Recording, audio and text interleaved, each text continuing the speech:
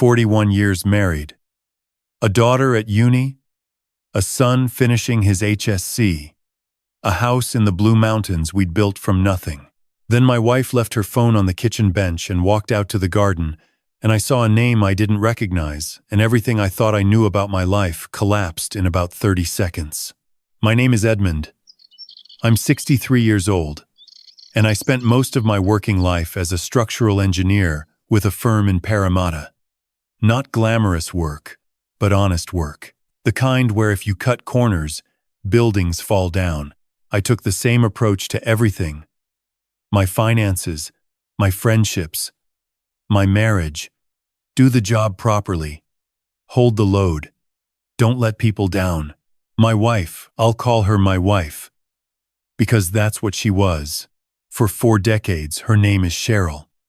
We met at a pub in Newtown in 1983. She was 22 and studying occupational therapy at Sydney Uni. I was 24 and had just landed my first proper engineering role. She laughed at something I said, and I thought, that's the one. Simple as that. We married 2 years later. Our daughter Becca came along in '89.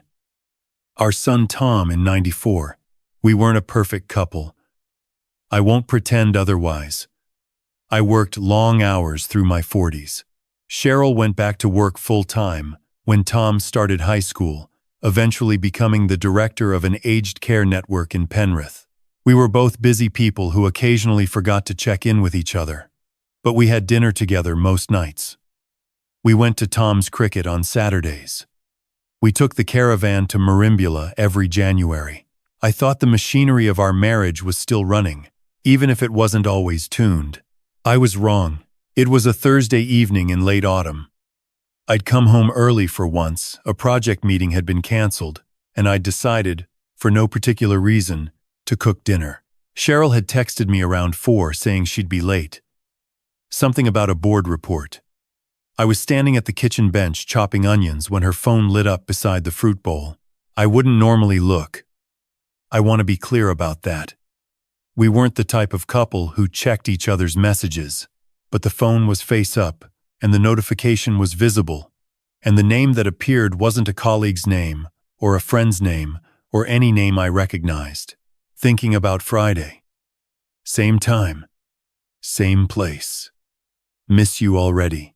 I stood there with a knife in my hand and onion fumes in my eyes, reading that message 4 or 5 times.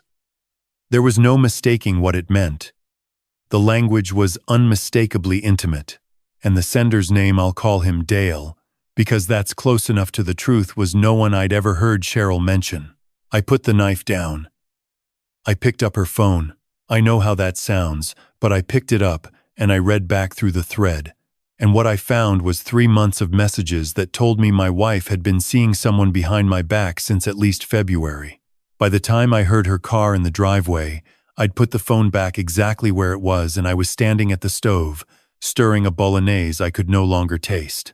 She came in, kissed me on the cheek, and asked how my day was. And I said, "Fine, love. Just fine." I don't know how I managed that. I suppose when you've spent 30 years doing structural assessments, you get good at keeping your face neutral while your mind is running calculations at full speed. We ate dinner. We watched the news. She went to bed before me, said she was exhausted. I sat in the dark on the back veranda for 2 hours, listening to the possums in the gum trees and thinking very carefully about what I was going to do. The next morning, Cheryl left for work at 7:15. The moment her car turned out of the street, I went to her laptop, which she kept on the kitchen table. She used the same password she'd used for 15 years, Tom's birth date. I found the email account connected to the messaging app, and I started reading. His name was Dale Forsyth. He worked in facilities management at one of the hospitals in the network Cheryl oversaw. 48 years old to her 58. They'd apparently met at a sector conference in Canberra in January, and the messages began almost immediately after. By the time I was sitting at that kitchen table reading them, they'd been meeting every Friday for 3 months, always at the same hotel near Darling Harbour. I didn't make a sound.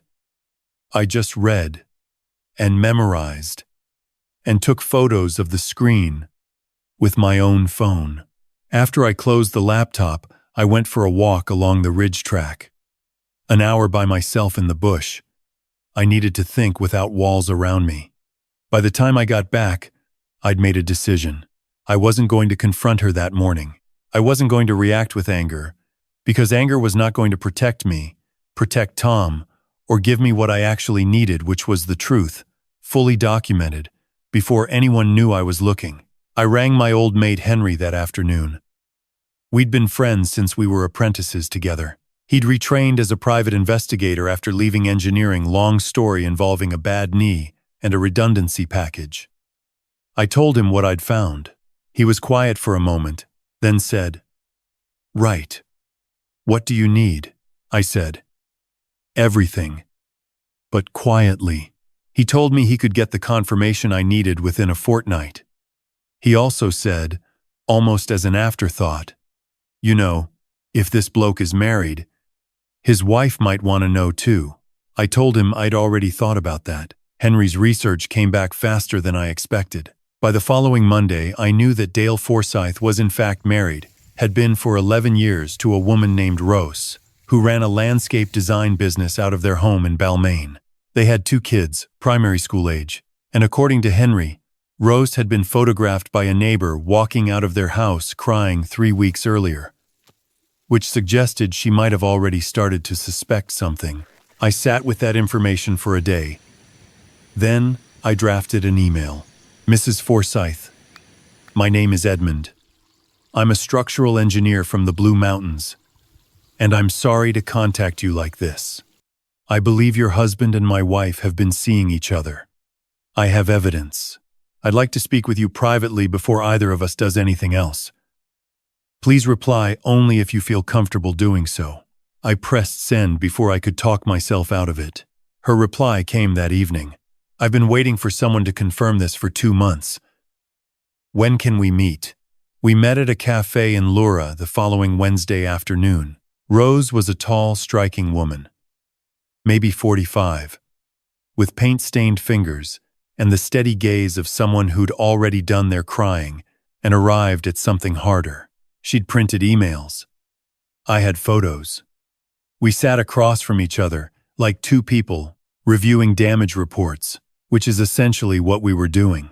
"They've been using the same hotel every Friday," she said.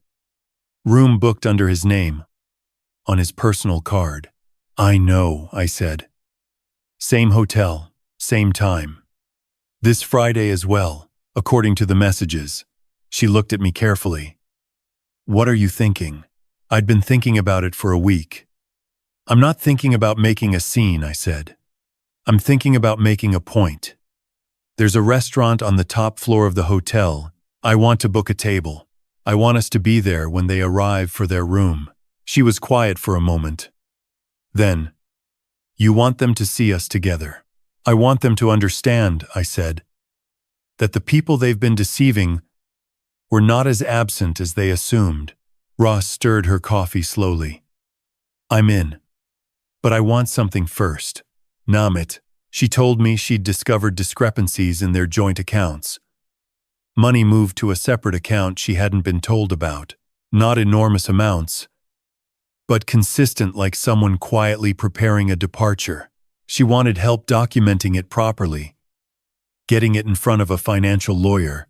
I told her I knew a solicitor in the city who handled exactly that sort of thing. I'd make the introduction. She extended her hand across the table. "Friday." Then, I booked the restaurant that evening.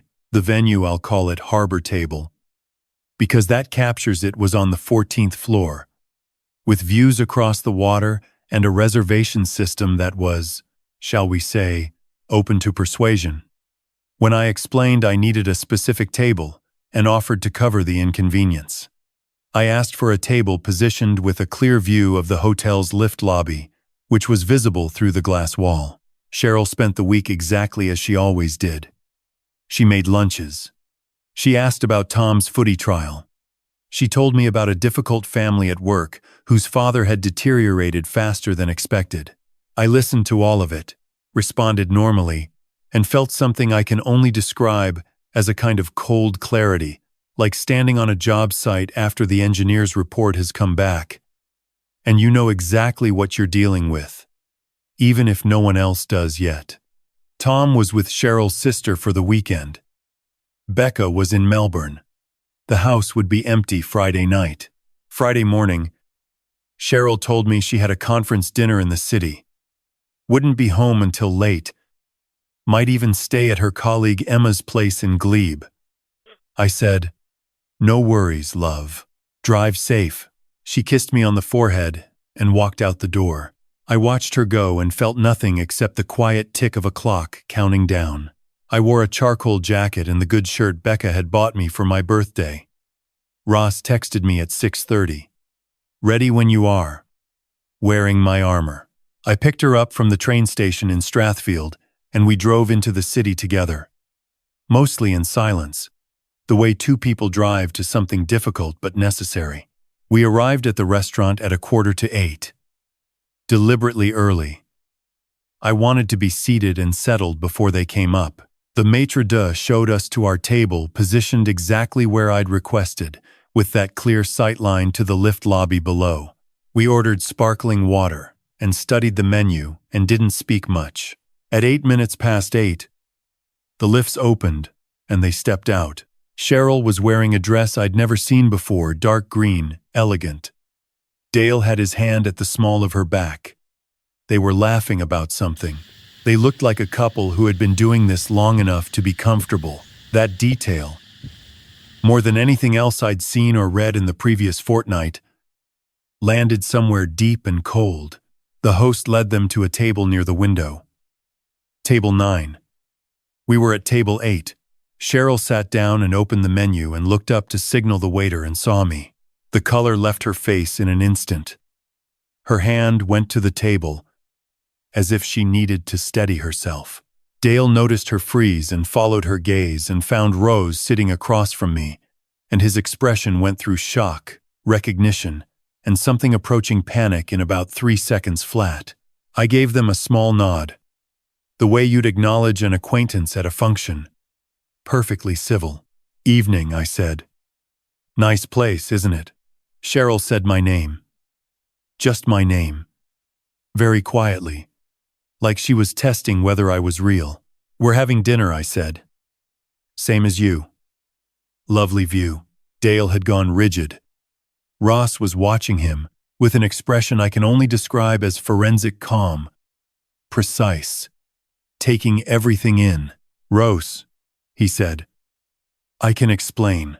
"I'm sure you can," she said. "You've always been very good at explaining." "Let's order first, shall we?" The waiter appeared at our table. I ordered the lamb.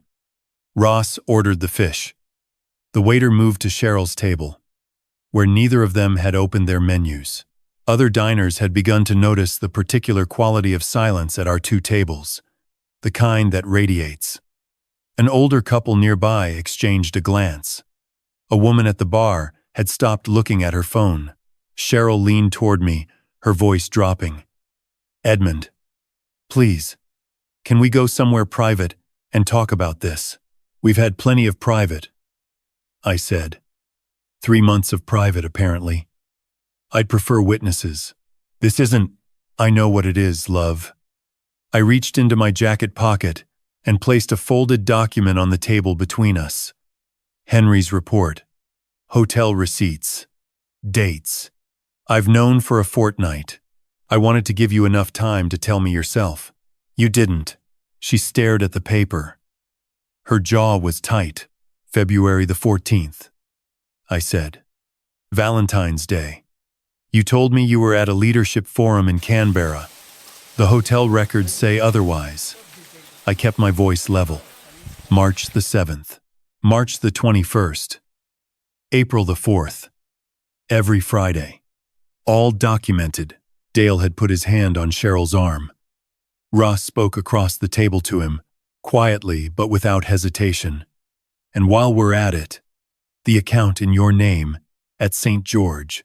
The one I'm not on, $37,000 since November." She opened her own folder. She'd brought it in a neat portfolio, very professional. My solicitor has already flagged it. I wanted you to know that before we have any other conversations. Dale said nothing. He'd deflated entirely, the way a structure does when the load-bearing element gives way. Cheryl looked at me and her eyes filled. I never meant to hurt you. I know, I said. But you did. Repeatedly. With planning and effort and a level of organization that, honestly, I found surprising. I said it without heat. You're a smart woman, Cheryl. You managed this for 3 months without a single mistake. I can't tell you that doesn't bother me. Because it does. I felt invisible. She said quietly. You were always at work, or in the shed, and you chose this instead of talking to me. I leaned forward slightly. I'm 63 years old. I've spent my life making sure things hold together. If you told me our marriage needed work, I would have done the work. You know that. She wiped her eyes. There was nothing to say to that, and she seemed to know it. We stayed for our mains. I want to say that felt absurd, but it didn't. Not really. It felt measured. We ate. We let the things settle at the table beside us. And then at 9:15, I placed a fair tip beside my plate and stood. I'll have my solicitor contact you next week, I told Cheryl. Tom doesn't need to know the details, but he's going to ask questions, and I won't lie to him. That's your department. How you explain yourself to your son is your business. I held Ross's chair as she stood. She picked up her portfolio. Caleb, she said to Dale, and this is the detail I'll remember. Her voice was completely even. No rage, no tears.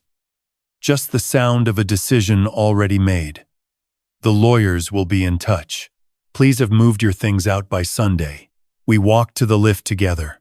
As the doors closed, I caught one last glimpse of them at their table. The green dress, the untouched food, the white tablecloth scattered with documents, and receipts like evidence at an inquest, which I suppose is exactly what it was. I dropped Rose at Strathfield and drove back to the mountains alone. The motorway was quiet at that hour. I had the radio on low, some old program on ABC, someone being interviewed about stone fruit orchards in the Riverina, ordinary life. Going on. I found that steadying. I didn't go straight inside when I got home. I sat in the driveway for a while, looking at the house. We'd built a second story in 2002. I'd done most of the project management myself, weekends for 8 months. Every joist, every bearer, every structural decision, I knew this. Building the way you know something you've put your hands into. I didn't know what the next chapter looked like, but I knew the foundation was still sound. Tom came home Sunday evening with Cheryl's sister, who gave me a long hug and didn't say anything, which was the right call.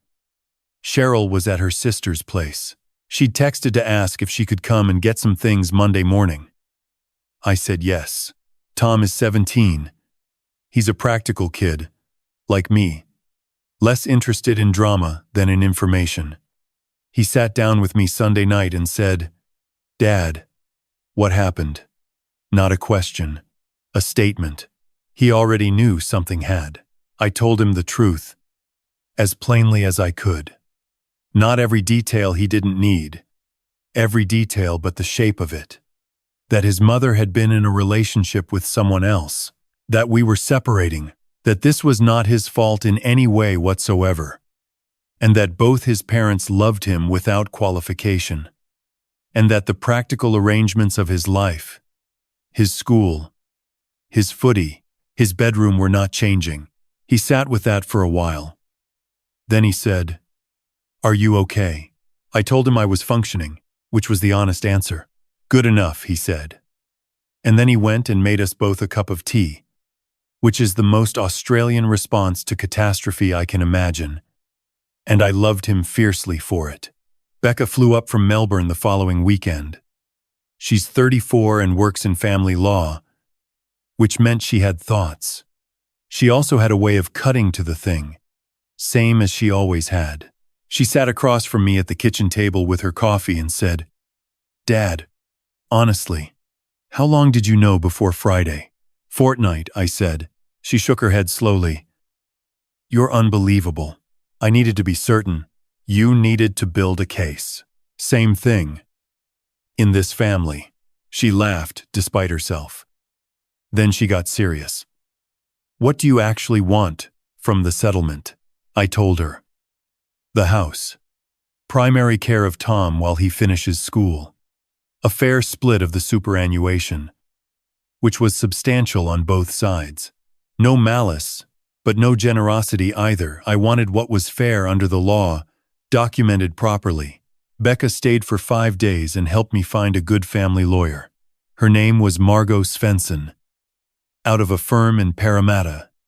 Sharp, calm, and very clear-eyed about what a 20-year superannuation disparity looks like in a settlement.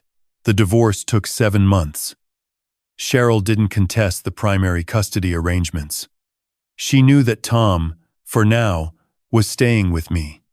He'd been clear about that himself. She received the Penrith investment unit, a fair share of assets, and the right to see Tom on agreed weekends and school holidays.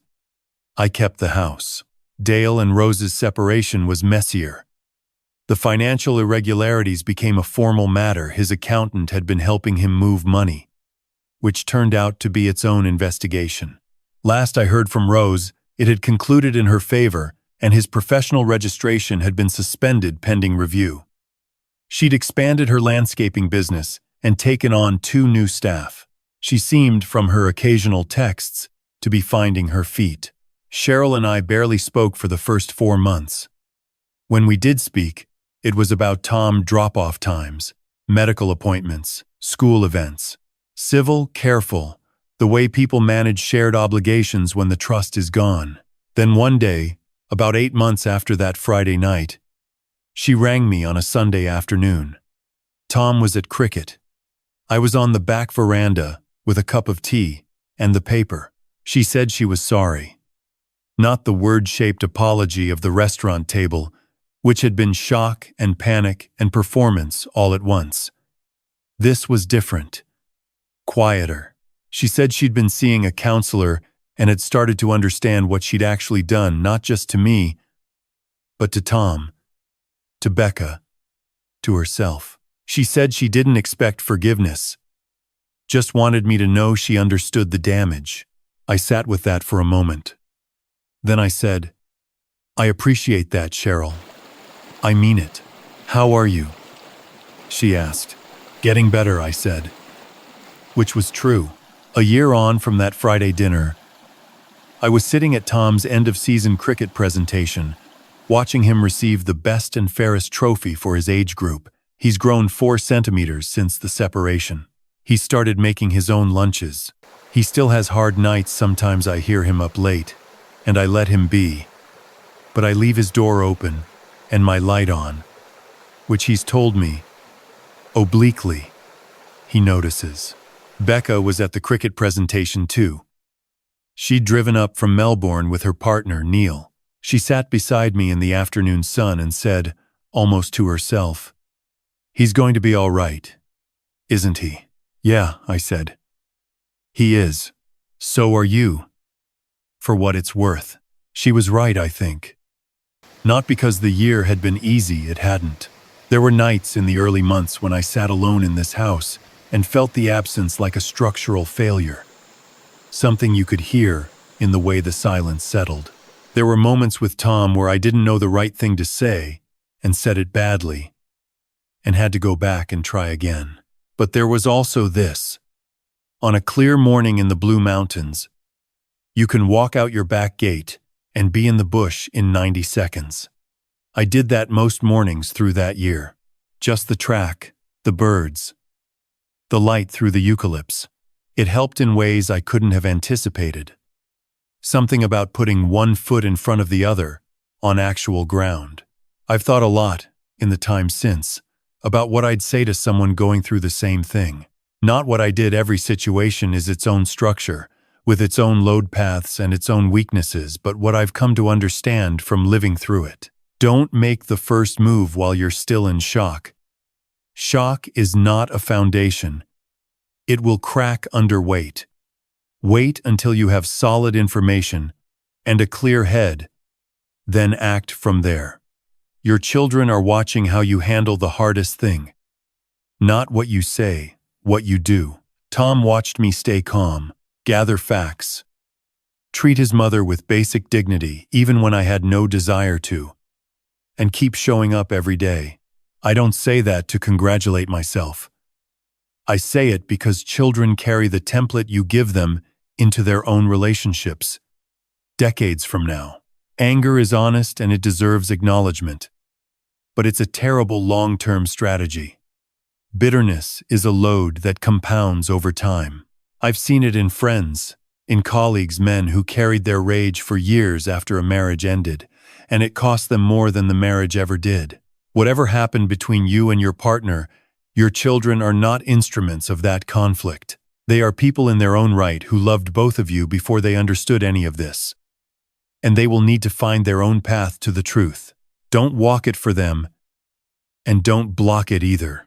And finally, there is life on the other side of this. Not the same life. A different one. I am 63 years old, and I live alone in a house in the Blue Mountains with a dog I got 8 months ago, a cattle cross. Her name is Pearl, and a son who comes into the kitchen some mornings and makes us both tea without being asked, and a daughter who rings me every Sunday evening to talk about nothing in particular, which is the best kind of conversation. I walk in the bush most mornings. I've picked up a bit of consulting work that's interesting without being exhausting. I am not unhappy. I thought I would be. This far from everything I'd built. But here I am.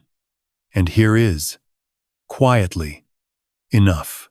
I've had a lot of time to think about what actually happened, not just the affair, not just the Friday night at that restaurant, but the whole arc of it. The choices that led there, the consequences that followed.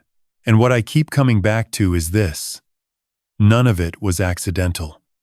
Not Cheryl's choices. Not mine. Not the way things landed for everyone involved. Cheryl didn't wake up one day and decide to blow our marriage apart.